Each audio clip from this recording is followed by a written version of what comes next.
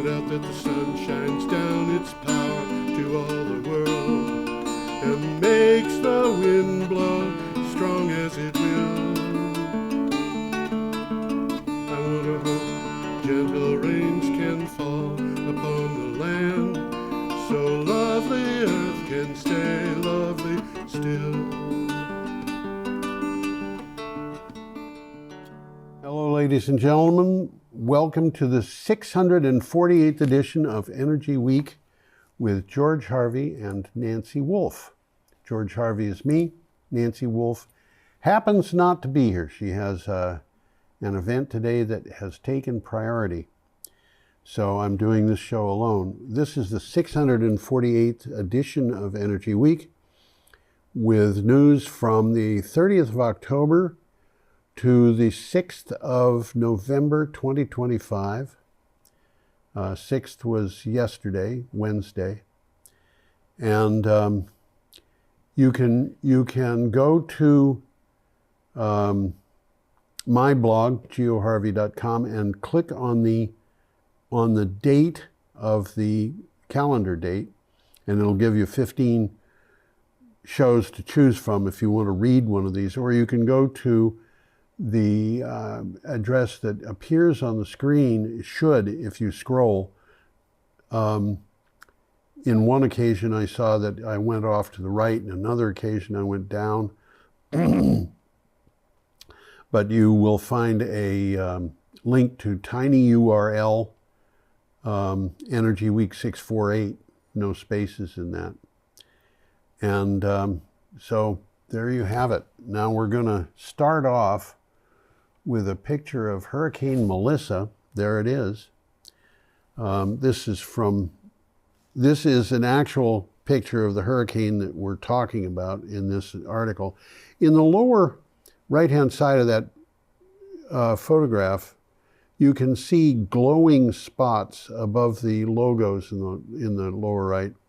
You can see glowing spots in the storm. Those are lightning flashes going on. There are other lightning flashes in this, but this is from Euronews. The title of the article is "Scientists Explain How Hurricane Melissa Became a, quote, beast," end quote, among monster Atlantic storms. Pardon me. When Melissa came ashore, it tied strength records for Atlantic hurricanes making landfall, both in wind speed and barometric pressure. The low pressure tied the deadly 1935 Labor Day storm, while the 298 kilometer per hour, which is 185 miles per hour wind speed, equaled records. Now, the cause of the problem for Jamaica, which got hit very hard by this, was the combination of the temperature and the depth of the water. The water was 2 degrees Celsius above normal, and so that played a part in making this stronger.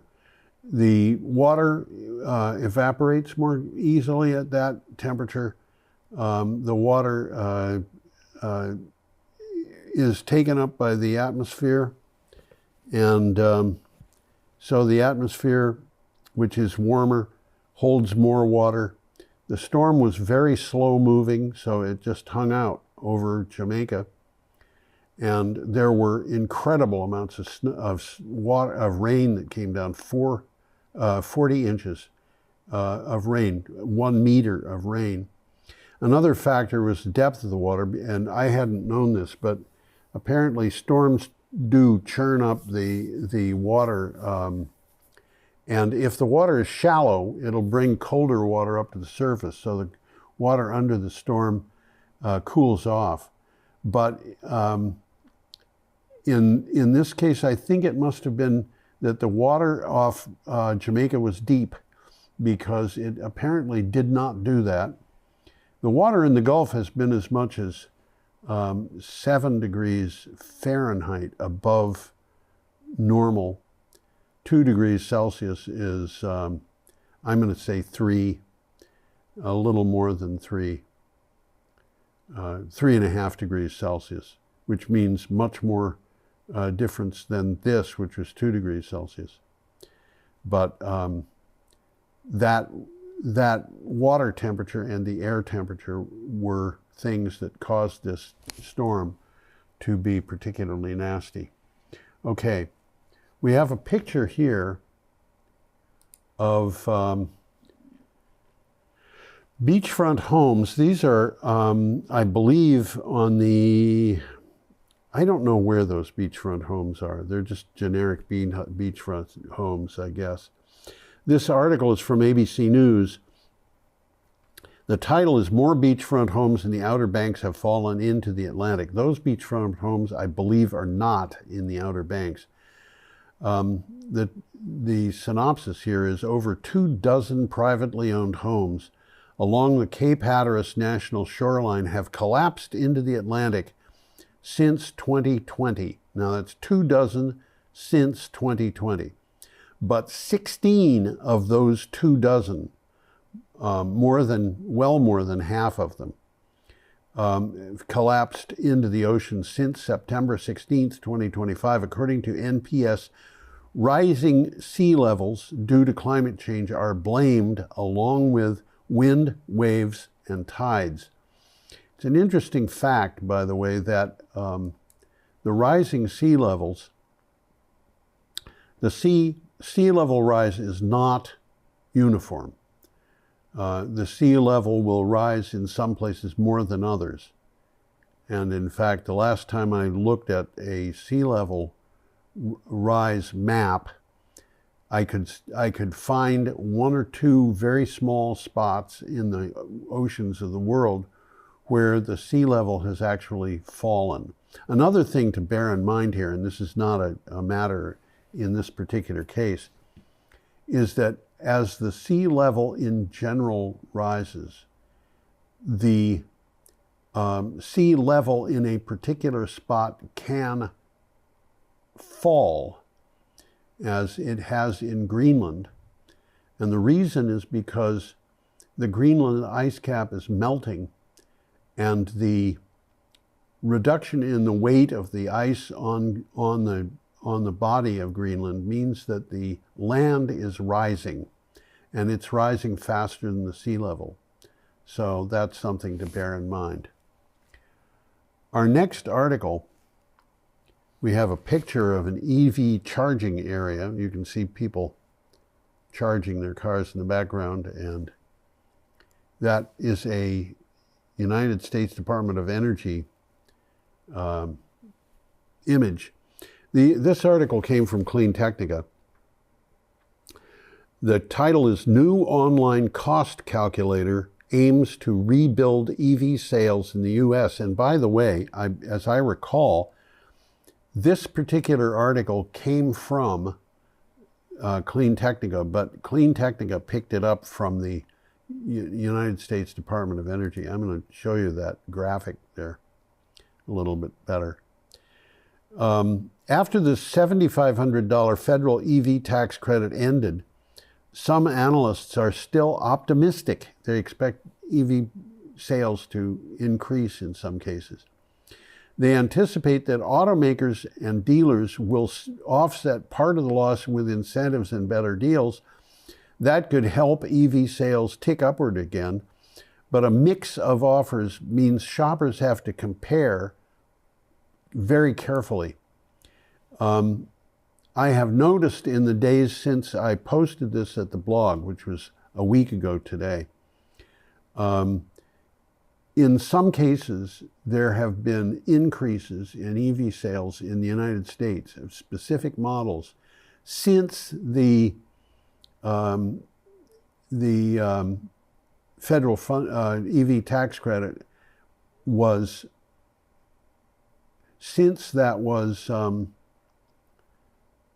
ended. Some models of EVs have sold better, others have sold worse.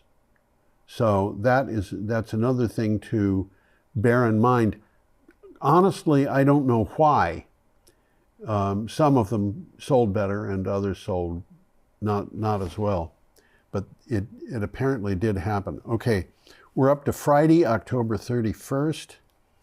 We have a picture of a group of men at a signing ceremony. And this comes from the Ministry of Energy of Saudi Arabia.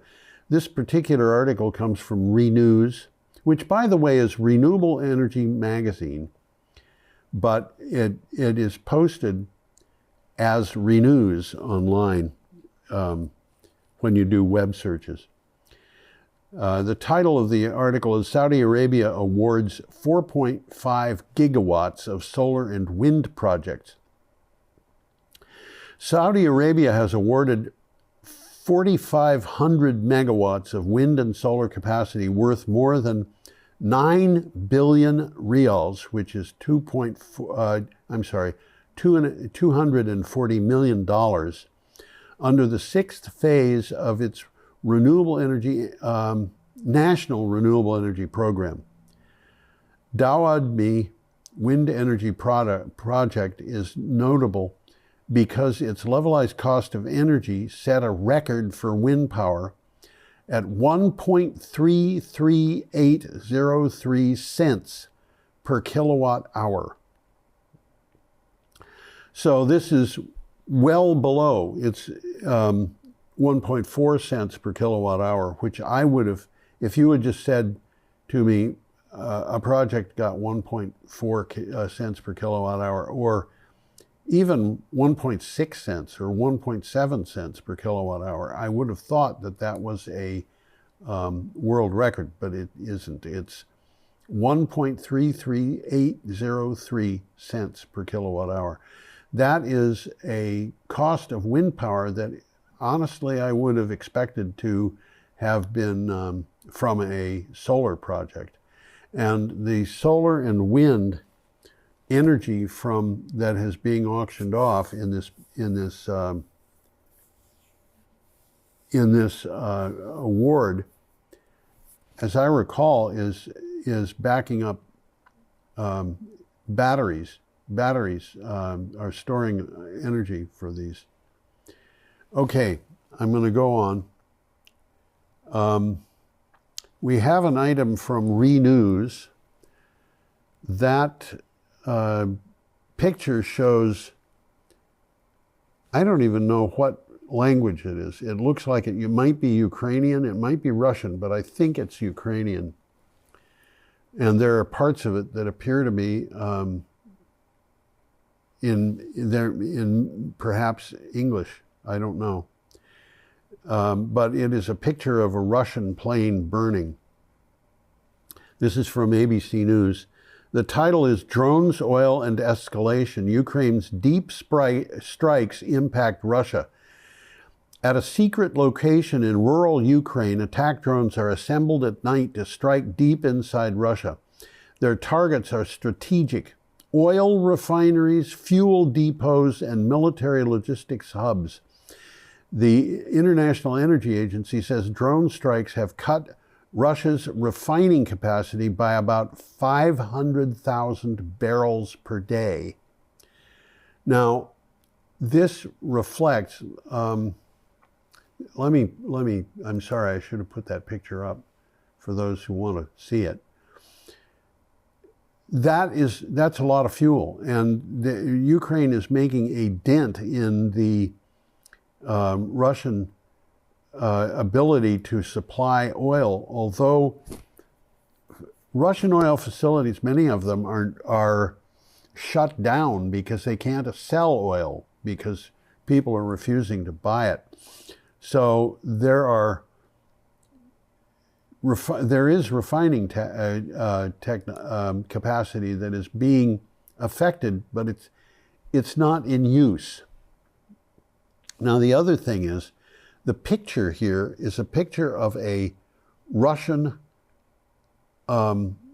airplane on a military base. And one of the things to bear in mind here is the Ukrainians have been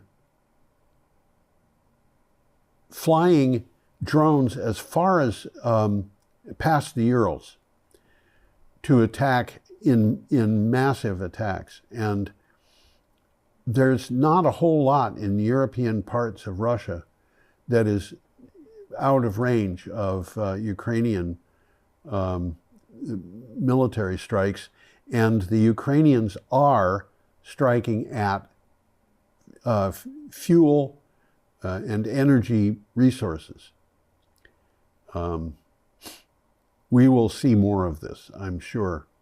Another thing is the Ukrainians seem to have an ability to move drones into Russia and around Russia to be under Ukrainian control with the help of a Russian insurgency.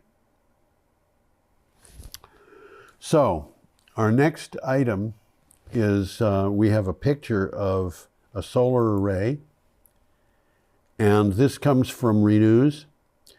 The title is Contour Global Seals $350 million of U.S. solar financing. Contour Global closed its first U.S. renewable project financing, securing more than $350 million for the 324 megawatt Black Hollow Sun solar project in Colorado.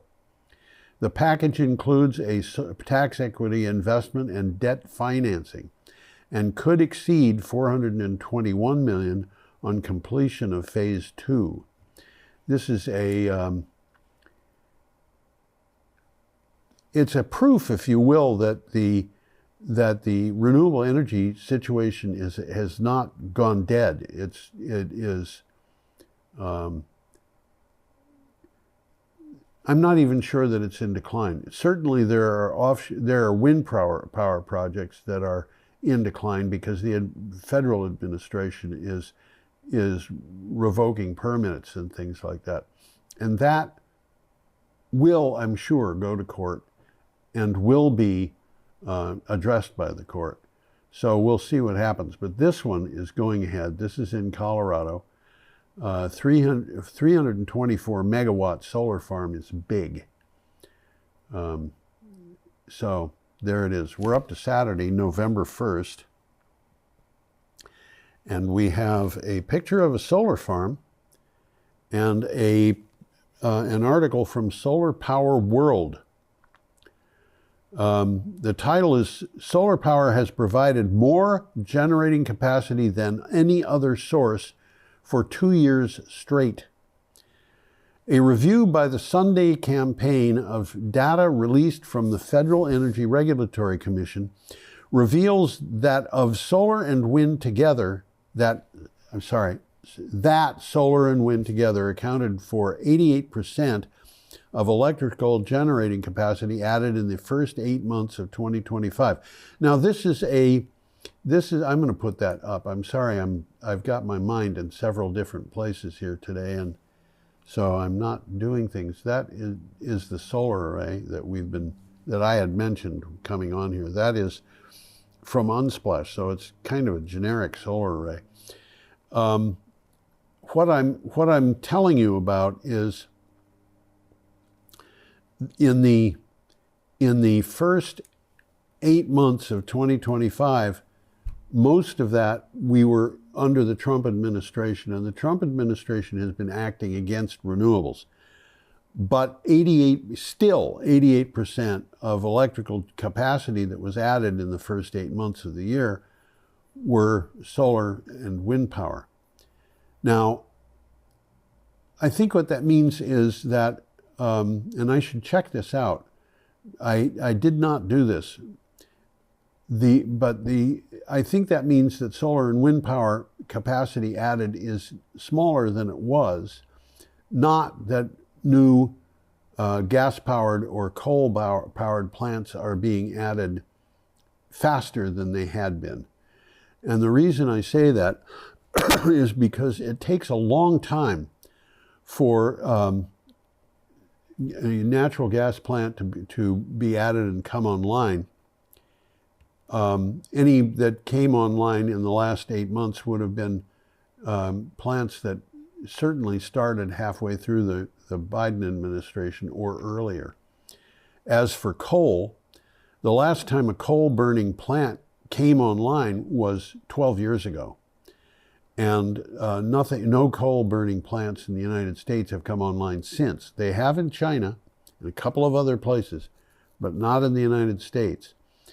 The new coal burning plant, the newest one we have, which came online 12 years ago, went down earlier this year and is not expected to be online again until 2027. This is not a resilient way of generating electricity. Okay, our next item, our next picture, let me put this up. This is a picture of Hurricane Melissa taken from, this is from an airplane in the eye of Hurricane Melissa. These hurricane hunters go into the eye in special airplanes that are designed to be buffeted around. You'll notice in the lower right there is an aircraft engine, and it has a rather peculiar propeller configuration, and I'm not sure how that works. I think it looks more peculiar than it is because we're seeing directly along the wing, and the wing looks like it's sticking out from it, but this is from inside the eye.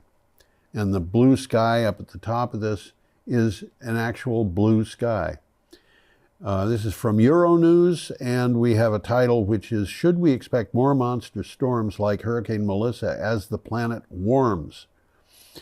Hurricane Melissa was one of the strongest Atlantic storms to make landfall on record. Its winds reached 183 miles per hour, and it dumped over a meter of rain in parts of Jamaica. Experts estimate that Melissa was about 10% stronger because of climate change. I went through the reasons why Melissa would be stronger earlier.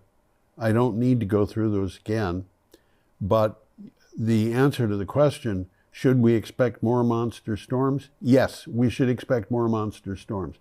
I will remind people that in the last 10 years, include all 10 of the hottest years on record. That is a little bit frightening. And we have to do something about this. Okay. Here is a Tesla Semi. The truck, the front of the truck is yellow because it's supposed to be carrying Cheetos for Frito-Lay. The title, this is from Clean Technica. The title of this article is the Tesla Semi finally coming to mass market? The Tesla Semi was the author's favorite Tesla vehicle when it was introduced. It could cut emissions and it looked cool. Sadly, we're now approaching the 8th anniversary of its unveiling, and now it seems Tesla is almost ready to scale up production and actually get them on the road. And every time I see that picture, I think to myself, forget the trailer in this case. That truck should be delivering bananas. But you know, there's too much red there. It should not be delivering bananas. It should be delivering Fritos. Okay, we're up to Sunday, November 2nd, and we have a picture of flowers. These are Cempasúchil flowers grown near Mexico City. I'm not sure exactly where. They're also called Mexican marigold. They're not, which is not marigold. They look like marigold, don't they? This is from Euronews. The title is, "This Orange Flower Cloaks Mexico During the Day of the Dead. Climate Change is Putting It at Risk." Farms near Mexico City grow Cempasúchil flowers, Mexican marigold flowers, which take the spotlight every year in the country's Day of the Dead celebrations. But farmers wonder about their future as they suffer torrential rains, droughts, and other impacts of climate change. This is, again, a matter of climate change bringing about changes. The cempasúchil flowers don't have to be grown around Mexico City, but that's where they were grown, and the people growing them might not be able to grow them in the future because climate change is developing. So, this is another one of those conflicts that comes along. Okay. Our next article comes from phys.org, phys.org. We have a photograph of a hurricane. That is not Melissa. I forget which hurricane that is, but it was a NASA photograph, and I think it's a pretty good photograph. The title of this article from phys.org is "Humanity is on path toward, quote, climate chaos," end quote, scientists warn. Industries and individuals around the world burned record amounts of oil, gas, and coal last year, releasing more greenhouse gases than ever before. And this is according to a group of leading scientists who were publishing a report about it. They warned that humanity is hurtling toward, quote, climate chaos, end quote. This is one of the things that people should understand about climate change is it's chaotic. It doesn't happen the same everywhere. The fact that the world is 1.5 degrees Celsius warmer doesn't mean that every part of it is 1.5 degrees Celsius warmer. And in fact, some large parts of it could be colder as a result of climate change. Now, I'll give you an example. The Atlantic Meridional Overturning Current, AMOC, is slowing down. There is concern that it will eventually stop. And that might be because of ice melting in Greenland, which it's fresh water, so it could cover the circuit, the current, and prevent it from doing its normal thing.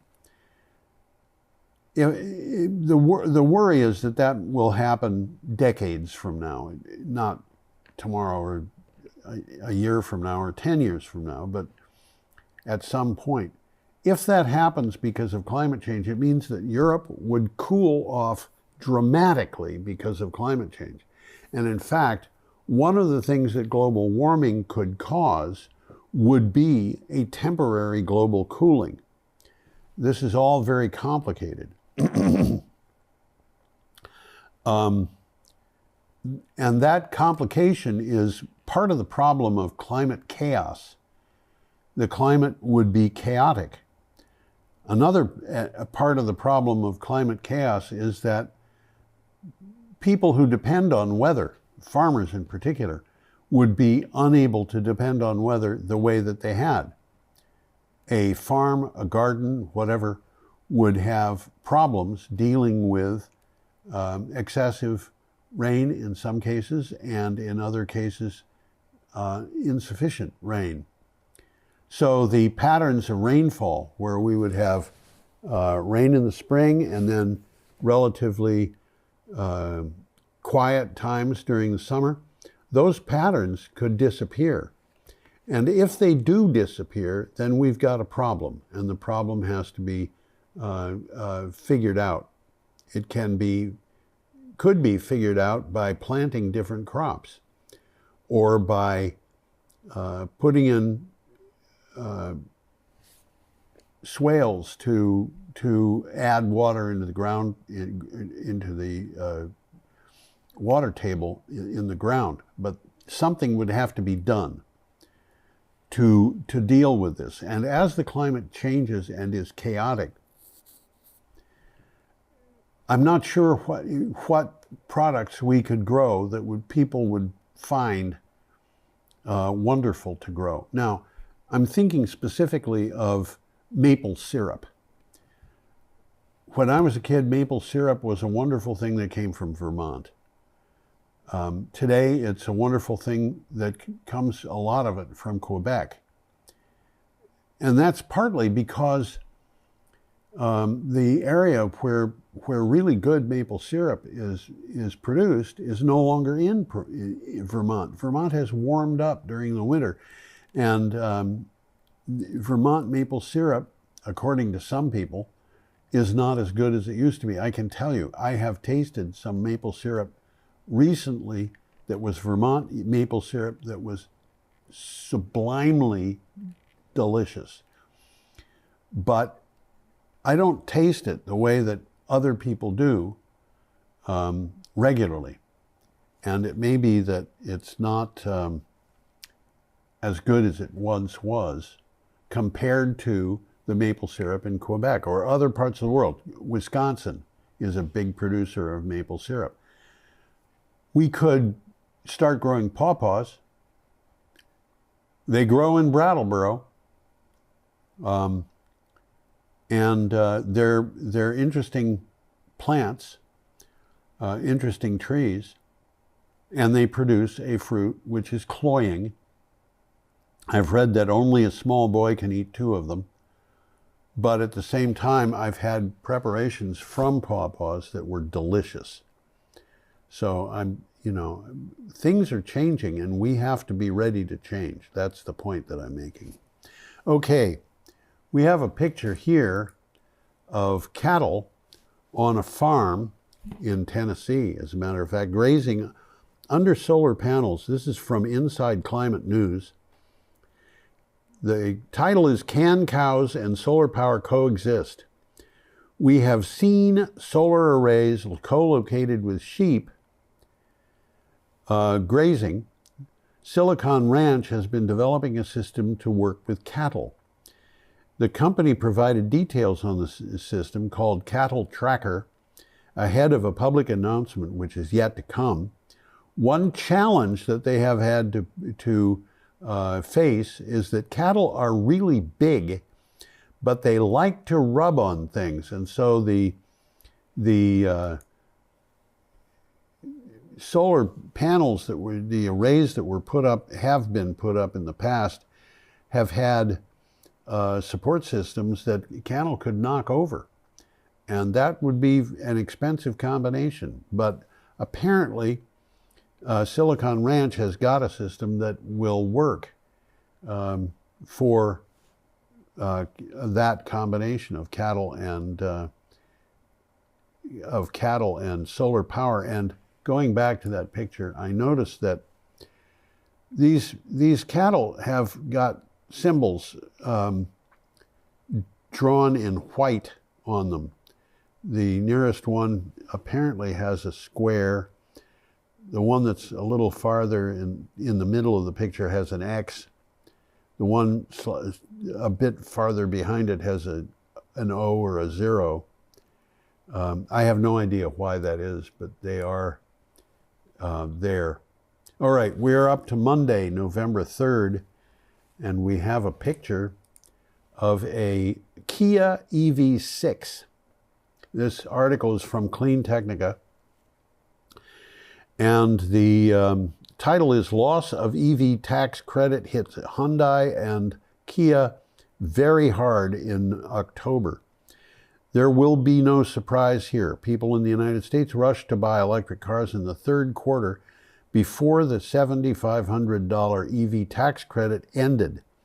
And that means there are a lot fewer people on the market to buy an electric car in October, because many people spent their money in September. For Kia and Hyundai, the result was not good. As I said earlier in this broadcast, there are cars that had badly declining sales, and there are other cars that did not. And I'm not sure why that happened, but it happened. But Kia and Hyundai are among the two that had badly declining sales. All right, we have a picture. This is the provincial capital of the Dinagat Islands. Now, the Dinagat Islands are in the Philippines, and it is a province in the Philippines that is not, let me put it this way, that's the capital. This is not grand architecture. And this article comes from Power Philippines. The title is Dinagat Islands and Solin sign $85 million deal to build hybrid solar wind project. Now, the people who run Dinagat Islands are the government is in that building. It's $85 million. It's a lot of money for these people. The provincial government of Dinagat Islands signed an $85 million power supply agreement with Solin Technology Corporation to develop a hybrid solar and wind energy project, marking a major step for renewable energy in the Philippine province. So that is where that is. I'm not going to go into that a lot, except to say, clearly, if they're willing to put $85 million into solar and wind power, they have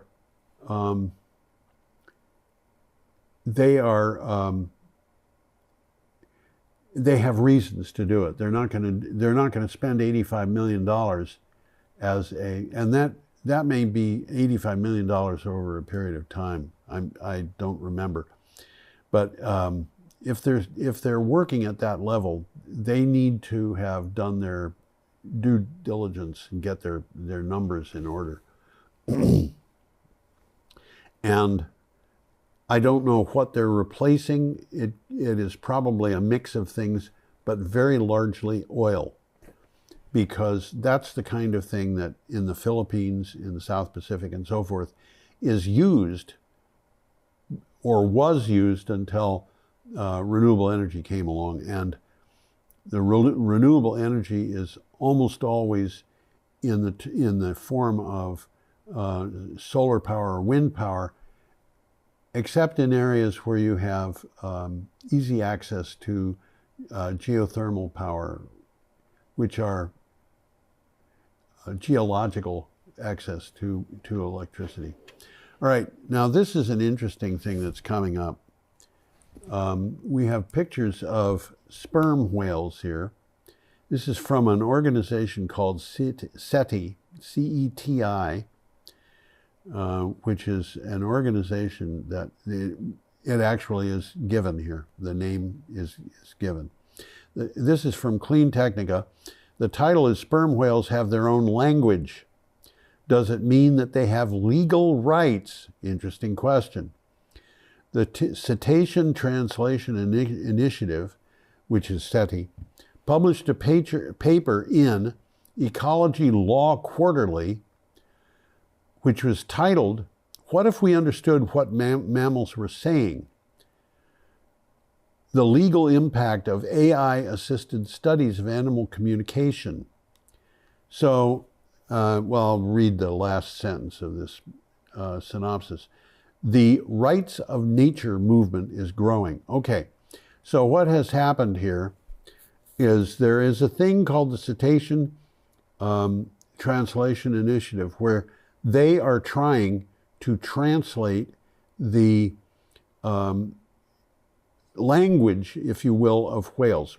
We don't know much about this, but AI assisted what they were doing and came to the conclusion that there is a language, or may be a language. And the question that they're putting up in the Ecology Law Quarterly is, what if we could establish that there is a language? Does the fact that they have a language mean that they should have legal rights? I have a take on this that I'd like to share with people. First of all, I don't think that the mere fact that they have a language should mean that they should have legal rights. And I will explain why. We are dealing with artificial intelligence here. It's interesting that that's in the mix. Artificial intelligence is capable of having language. If we give legal rights to whales because they have language, shouldn't we do the same to artificial intelligence hardware or software? Now, I will say no, absolutely not. We should not be giving legal rights to artificial intelligence. Maybe the movement will come about to do that at some point, but if it does, I think it should be strongly opposed. On the other hand, I don't think whales need a language, a formal language, even if artificial intelligence says, yeah, this is a language. I don't think they need a formal language to have legal rights. And I think that we are in a point in our legal evolution, if you will, that says all animals have got to have their right to exist respected. All plants have to have their right to exist respected. Now, it would be very easy to say cats and dogs don't have language. You can leave them out of the picture. I don't know that they don't have language. I've known people who said they were communicating with cats and dogs, and some of them, as a matter of fact, I had a friend who was, I think, one of the most impressive scientists I've ever known, and I've known some pretty impressive scientists. And he claimed that dogs and cats and other animals can communicate telepathically. And the barking or the meowing or the other things, the calls and so forth, are just sounds to kind of hang the intent on. And I think that may be the case. They aren't granted legal rights for that reason. They might be granted legal rights because of other things. A dog, for example, can take responsibility, can assume responsibility in a case where it sees a need. A dog, I seem to recall a case that I was aware of where a dog saw that a young person was in a dangerous situation and pulled it away. I think that it was a child that had gone out into a road. Should that animal be given legal rights because of that? I think language is not sufficient, and it's also not enough. So my answer to the question is, should they have legal rights? I would say maybe, but not on that basis. In fact, I would go further and say yes, but not on that basis. All right, we're up to Tuesday, November 4th. We have a picture of Sleipnir installing an offshore substation. This is from Renews. I have a comment on Sleipnir. NESO opens book on UK offshore grid blueprint. The UK's energy system operator launched a public consultation on a blueprint to connect a threefold expansion of offshore wind to the grid. The Holistic Network Design Implementation Plan, that's a title, covers 37 planned offshore wind farms and more than 50 gigawatts of capacity around the coastline. Every time I turn around, the sizes of these projects, and this is more than one project, this is a bunch of projects, 37 planned offshore wind farms and more than 50 gigawatts of capacity. Nevertheless, people's ideas about what is involved in renewable energy get bigger and bigger and bigger. And the reason I kind of chuckled when I saw Sleipnir was Odin's horse, a magical horse. It had 8 legs and it could run on water, as I recall. But there's an interesting thing here. Sleipnir was a product of a horse, which was a magical horse, and its mother. And I looked this up just because I was curious. Its mother turns out to be Loki, L-O-K-I. Loki was a Norse god, not goddess, god. Loki was the trickster god, and he was expert at disguising himself, and he disguised himself as a mare, and that backfired, and he wound up having a child, which was Sleipnir, as a result of that. So his whatever it was he was trying to do didn't work for him. Anyway, that's something that happens sometimes. People do things that don't work for them. All right, we have a picture of a small data center. That's a small data center. Big data centers are like that warehouse at the end of Indiana, the first Indiana Jones movie, Raiders of the Lost Ark. And you see that last picture where the Ark is in a crate and it's going into an almost endless looking warehouse. And that's the way big data centers look. This is from Euronews. The title is OpenAI and Amazon sign a $38 billion deal for AI computing power. $38 billion is more than I can't even picture. But, you know, apparently there are people who have more than that amount. OpenAI and Amazon have signed a $38 billion deal, which is 33 billion euros, that enables the ChatGPT maker to run its artificial intelligence systems on Amazon's data centers in the United States. As part of the deal, OpenAI will be able to power its AI tools through Amazon Web Services. I'm worried about artificial intelligence. I'm going to put that up so you can see it a little better.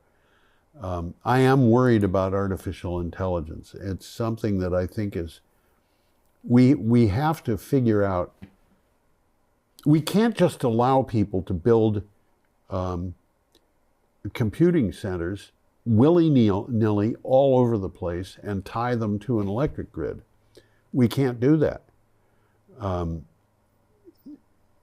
I can understand why they would want nuclear power plants to do this, because they don't have to put the nuclear power plant on the grid. It would be a nuclear power plant that would power AI. One minor problem with that is nuclear power plants don't go full-time all the time forever. They go all the time full-time until they fail. Or, at least if they don't fail, they have to be refueled. And refueling means the plant's down for weeks. And every day I'm watching nuclear power plants in the United States, and they come online, and it takes a long time for a nuclear power plant to get up to the point where it's at full power. It can take from the time that they have been refueled and the reactor cap is stuck back on, and they turn on the plant and start generating steam, hot water, which is where they start. It can take a couple of weeks just to get that plant back in operation. I've seen it happen where it goes on for 3 weeks or more. Anyway, okay. Our next picture is a picture of coal exports. And I want to point out this graph goes down to 0. So, and it is from 2020 to 2025. It's interesting to me that that time in which coal exports climbed, Joe Biden was in office. And at the beginning of this graph and at the end of the graph is Donald Trump being in office. Donald Trump supports coal. Joe Biden did not. But Joe Biden was trying very hard to export coal.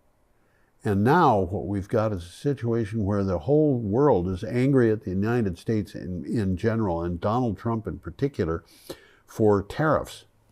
We will see where that goes, possibly this week. Arguments that have been made before the Supreme Court. Okay, I should read the synopsis here.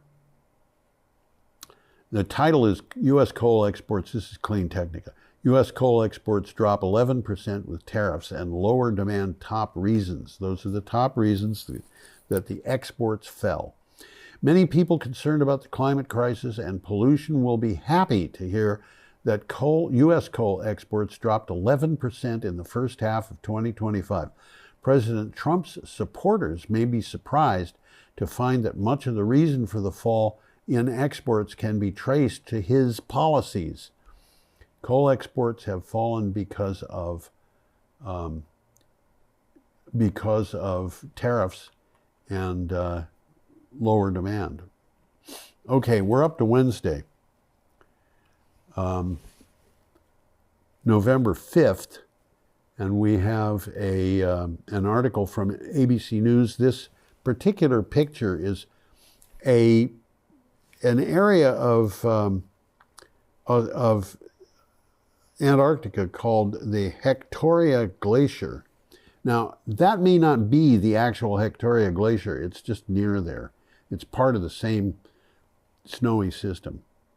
This is from ABC News. The title is Antarctic Glacier Retreating at a Rate 10 times faster than previously measured, according to a study.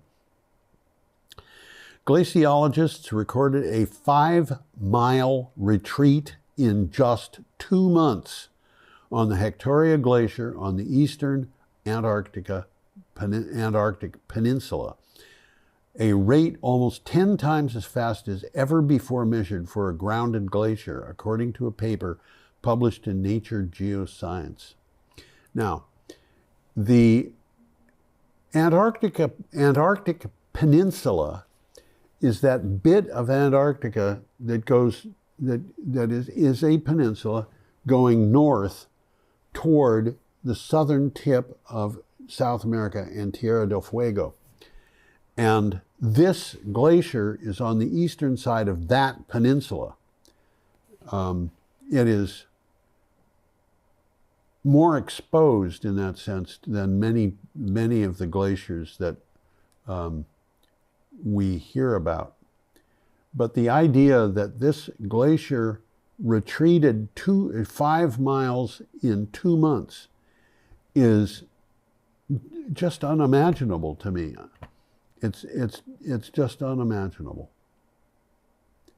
But, you know, the paper was in Nature Geoscience. Be interesting to see what the reviewers said about that. Okay, we have an article from Clean Technica. This is a picture of an Xpeng land carrier and flying car. I've read this article, I do not have a really good understanding of what the connection is. That is not a drone above that car. It's a flying car, which has persons in it, one person or more. And the land carrier is a thing that looks like a glorified SUV, but it's got 6 tires at least. I'm not sure about all of this. But the title is How an Assembler in Guangzhou, Not a Gigafactory, Won the Flying Car Race. Airage, a subsidiary of Xpeng, is selling electric flying cars. Last month, it announced that it had received an order for 600 of them from a group of organizations in the UAE, Kuwait, and Qatar. This is the first large order, but Arij says it is filling 7,000 pre-orders. There's a lot about this that I don't know, I don't understand. A lot about the article tells what is going on in terms of the fact that they're filling these orders, where the orders are coming from, basically the kinds of things that I was just talking about. But I read the article and I still don't have a really clear idea of what the connection with these two vehicles is. And I don't know, and in fact the article says, it doesn't know how much these cost. It doesn't even know whether you can buy one without buying the other. So there's a lot to be figured out about that, but it'll come. Okay, the last picture we have, I'm going to have to explain this, is called MEPs Make Polluters Pay. And it's a cartoon of polluters on the one side with a smokestack on the left, and people who are doing the pulling on the other side include some children. Maybe they're all children, I don't know. But the Eiffel Tower is behind them, I think. I think that's the Eiffel Tower. This is from Clean Technica. The title is U.S. Climate Change Groups to Battle Trump Policies at UN Climate Summit, COP30. Now, it says here, on the eve of COP30, the United States has announced that none of its officials will attend the climate talks, which will be set in Brazil's Amazonian city of Belém. This should not be a surprise, but with the U.S. at the talks, there is a chance of progress. U.S. at the talks, but none of its officials? Yes, there are other people from the U.S. at the talks, and they are representing the U.S. in the absence of other representation. Now, MEPs, this is from Cannes, Europe, and an MEP is a member of European Parliament. MEP, member of European Parliament. So what the people are doing, going to the climate talks, is they are telling members of the European Parliament, the polluters have got to pay. And I think the time when that is going to happen is not that far off. So we'll just have to see what happens with this. Okay, last picture is this. Wish for you for the week. Have a respectably jolly week. I'm going to say goodbye on that note, wave, and invite you back next time. I hope you come and enjoy the show. Good night.